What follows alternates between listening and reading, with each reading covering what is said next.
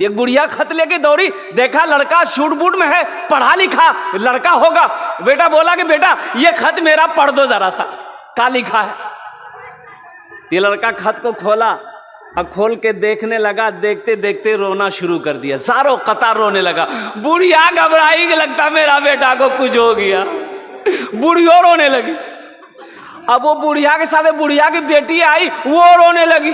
अब वो पड़ोसी जो जमा हो गए सब रोने लगा, सब रो रहा।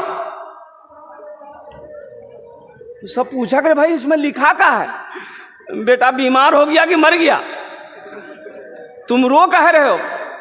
तो नौजवान वो अपने आंसू को पोंछा, बोला अरे आप लोग मत रोइए। बोला फिर तुम कह रो रहे हो, खत में क्या लिखा। बोला खत में सब खैरियत लिखा है, लड़का आपका बहुत अच्छा है, वो पैसा भेजा, तो फिर तुम रो क्यों रहे हो। तो नौजवान बोला रो इसलिए रहे हैं कि हमें पढ़ने नहीं आता, हमें पढ़ना नहीं आता, इसलिए रो रहा हूं कि काश उस वक्त बचपने में पढ़ लेते लिख लेते तो आज ये शर्मिंदगी उठानी नहीं पड़ती।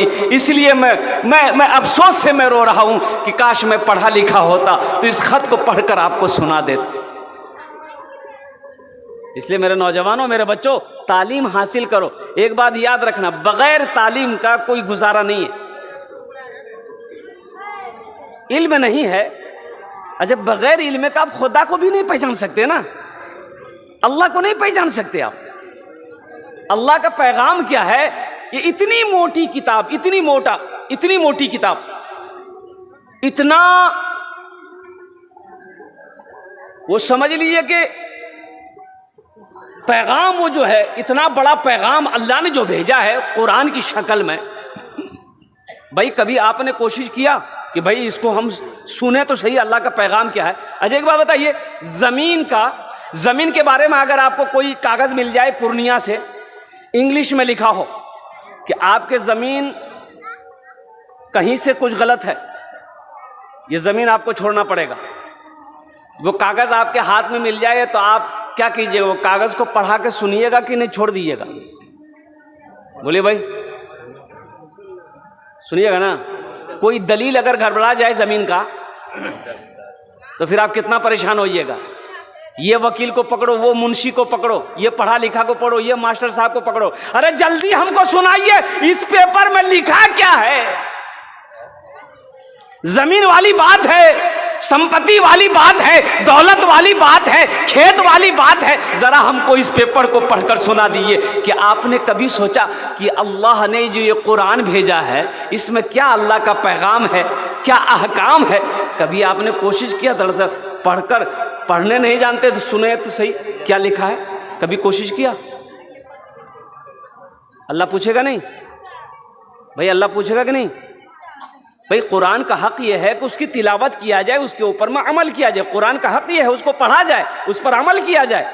क्या आपने कभी कोशिश की कुरान सुनने की, कुरान पढ़ने की कभी कोशिश की। हम तो बोलते नहीं, हम तो पढ़े लिखे नहीं हैं, हम तो जाहिल हैं, हमने ना पढ़नी, हम ना पढ़नी, हाँ हम पढ़ लिखल लिखे, हम जाहिल बानी। तो भाई आपने कभी कोशिश किया, क्या पढ़ने की कोई कैद है भाई, पढ़ने की कोई कैद है। एक बहुत बड़े मुहद्दिस गुजरे, बकरी चराते थे, बकरी, और उनकी जो बीवी थी ना,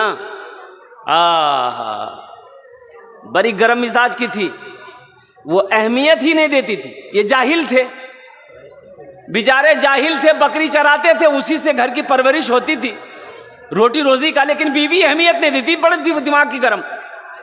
एक बार बैठ करके खाना खा रहे थे रात में, बीवी को गुस्सा आया, एक चम्मच उठाई, मारी चम्मच सर में, खून निकल गया।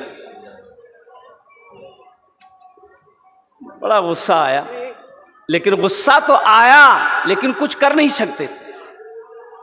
वो उठे वहां से और घर से निकल गए, और उसके सुबह होके कल होके सफर करना शुरू कर दिए। बगदाद पहुंचे, बगदाद पहुंचने के बाद मदरसे में गए। मदरसे में जाने के बाद आपने आलिम से मुलाकात क्या, हजरत मैं पढ़ना चाहता हूं। मैं पढ़ना चाहता हूं। तो जो बच्चे बैठकर पढ़ रहे थे वो देखा, बोला तो बुढ़वा आया जो पढ़ रहे लिए, इतनी बड़ी बड़ी दाढ़ी।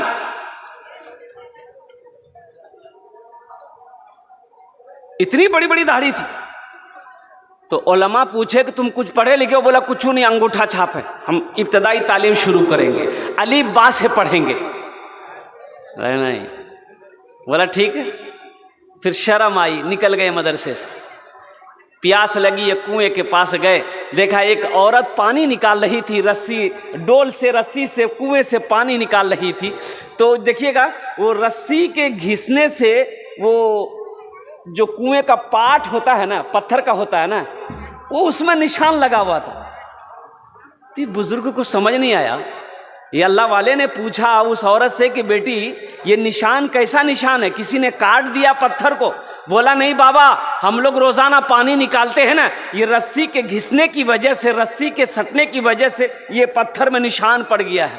तो सोचने लगे कि एक रस्सी कमजोर सी है, एक पत्थर को काट सकती है, तो हम पढ़ क्यों नहीं सकते? हम जरूर पढ़ेंगे। फिर मदरसे में दोबारा गए, कहा कि हजरत आप मेरा दाखिला ले लीजिए, मैं पढ़ना चाहता हूँ। अल्लाह अकबर कबीरा, कुर्बान जाओ। ओहो, वो अल्लाह के बंदे दाखिला ले लिया, पढ़ना शुरू किए। 40 साल की उम्र में पढ़ना शुरू किए। जानते हैं बहुत बड़े मुहद्दिस बने, किताब लिखी। पढ़ने की कोई उम्र कैद नहीं है, आप भी पढ़ सकते हैं। मैं तो कहता हूं कि मौलाना कासिम नदवी साहब ने जो ये मदरसा खोला है, जो ये पब्लिक स्कूल खोला है, कि आप रोजाना 15 से 20 मिनट नहीं निकाल सकते? ये अफसोस का मकाम है कि मुसलमान हो, कुरान पढ़ना ना जानता हो, मुसलमान का बच्चा हो, कुरान पढ़ना ना जानता हो, मुसलमान की बच्ची हो, कुरान पढ़ना ना जानता हो। ये अफसोस, सद अफसोस। अच्छा, जब इंतकाल हो जाएगा तो कब्र में जब फरिश्ते सवाल करेंगे तो वो अंग्रेजी में करेगा? अरे बोलो ना भाई, हैं? अरे बोलो ना भाई, बोलो ना। अरबी में करेगा कि उर्दू में करेगा? हिंदी में, संस्कृत में, अंग्रेजी में कुछ चलेगा? तुम अरबी में सवाल होगा, मन रब्बो का, तुम्हारा रब कौन है? तुम क्या कहोगे? नहीं, हम अरबी कहाँ पढ़े, हम तो अंग्रेजी में बोलेंगे। फरिश्ता कहेगा। तो इसलिए मेरे नौजवानों, कुरान पढ़ो, कुरान पढ़ो। खैरुकुम मन तअल्लमल कुरान व अल्लमहु, अल्लाह के रसूल इरशाद फरमाते तुम में सबसे बेहतर वो है जो कुरान सीखे, दूसरों को सिखाए। मैंने 65 साल से लेकर 75 साल के 5 बूढ़ों को कुरान पढ़ाया अल्हम्दुलिल्लाह। मैंने, जिनकी उम्र 65 साल से लेकर 75 साल की उम्र थी, अल्हम्दुलिल्लाह 6 से 7 महीने लगे, कुरान पढ़ना सीख गया। अब मेहनत करके तो आप मोहब्बत, देखिए कुरान ये कहता है कि तुम जो हमसे मोहब्बत करता है, जो मुझे सीने से लगाता है, जो हमसे मोहब्बत करता है, जो मुझे सीने से लगाता है, हम उसको जमीन की पस्ती से उठाकर आसमान की बुलंदी पे पहुंचा देते हैं। मोहब्बत करके तो देखो, इसे अपना करके तो देखो, इनसे प्यार करके तो देखो, ये कुरान सीने में उतरता चला जाएगा। सहरा में, जंगलों में, बयाबान में पढ़ो, मीनार गिर पड़े हैं तो मैदान में पढ़ो। ये बेखबर नजूमी तुम्हें क्या बताएंगे, कल होने वाला क्या है, ये कुरान में पढ़ो।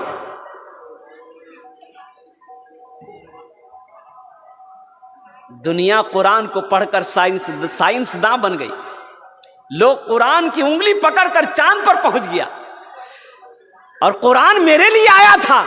आज हम भटक रहे हैं। आज मेरे घर में बरकत नहीं है, जानते क्यों नहीं है? हम शिकायत करते हैं, हजरत मेरे घर में बरकत नहीं, दुआ कर दीजिएगा। उलझन बहुत है, परेशानी बहुत है हजरत, परेशानी बहुत है, घर में सुकून नहीं है, घर में चैन नहीं है हजरत, दुआ कीजिएगा। चैन वाली किताब थी, तुमने उसे तिलावत करना छोड़ दिया। बरकत वाली किताब घर के अंदर में रखी हुई थी, तुमने उसे पढ़ना छोड़ दिया।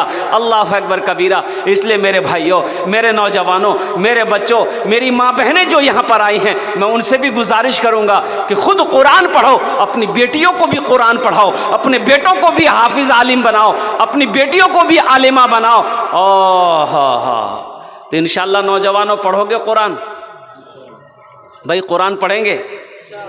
कितने लोग कोशिश करेंगे इंशाल्लाह कुरान पढ़ने की? हाथ उठाओ, इंशाल्लाह देखना चाहता हूँ। अल्हम्दुलिल्लाह। अच्छा, हाथ तो हम लोग बहुत जल्दी उठा देते हैं, हाथ उठाने में पीछे नहीं है। हाँ, देखिए बहुत ज़रूरी है मेरे भाई, मौत तो पीछे खड़ी है, मौत पीछे खड़ी है, कब मर जाए कब मौत आ जाएगी कहना मुश्किल है। इसलिए मेरे भाइयों, नमाज़ों की पाबंदी हो और साथ ही साथ आखिरत की तैयारी हो। और ये वो किताब है कि जिस किताब को छू लो, छूने का अल्लाह सवाब दे देगा। जिस किताब को देखो, देखने का अल्लाह सवाब दे देगा। जिस किताब को सुनो, अल्लाह सुनने का सवाब दे देगा। और जिस किताब को पढ़ो तो फिर उसका मकाम क्या कहना।